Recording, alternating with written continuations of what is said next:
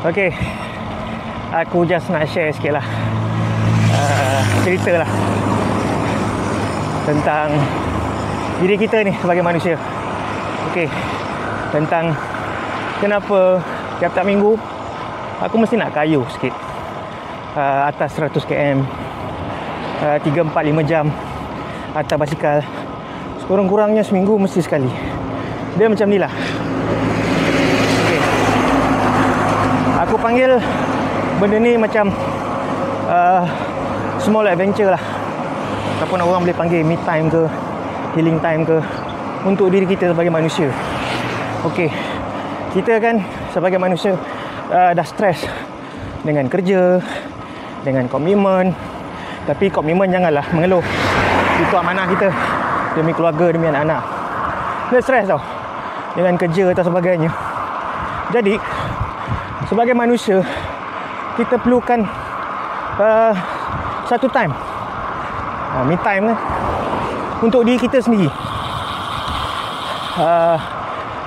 Dia, orang akan cakap yalah untuk diri sendiri, tapi yang mendera diri sampai kayuh letih-letih, kenapa dia macam ni? Kenapa aku cakap small adventure? Apabila dalam satu minggu tu, 7 hari tu, ada satu hari aku akan kayuh dalam 100 km macam tu. Letih, memang letih.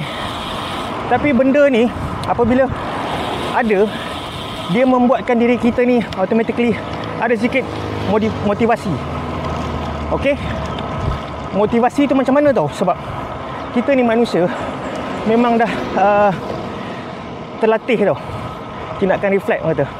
Apabila kita berada dalam keadaan yang tak selesa, macam ni lah, tak selesa, letih, kayuh, apa semua kan, so automatically mindset kita ni akan lebih kreatif tau.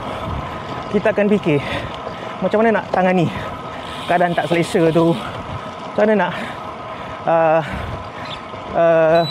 hadap juga kayuhan yang jauh-jauh ni, macam mana. Bila minda kita berfikir kreatif, dia jadi automatically mood kita ni pun jadi sedap, jadi best kan. So dalam tak sengaja, benda-benda macam ni membuatkan semangat hidup korang kembali naik. Dia ada satu mood tu, apabila lepas habis kau kayuh ataupun buat apa-apalah yang meletihkan, kau akan rasa satu kepuasan dalam diri yang hanya kau yang faham. So itu yang bagi aku, benda ni macam makanan jiwa lah. Bila dah buat aktiviti macam ni seminggu sekali, dia cukup membuatkan aku termotivasi untuk menghadapi segala cabaran yang mendatang. So itulah tema aku bagi small adventure yang aku buat ni. Letih memang letih, tapi kepuasan tu hanya diri korang je yang tahu.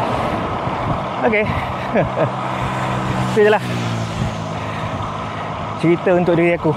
Maybe korang boleh pakai juga untuk diri korang.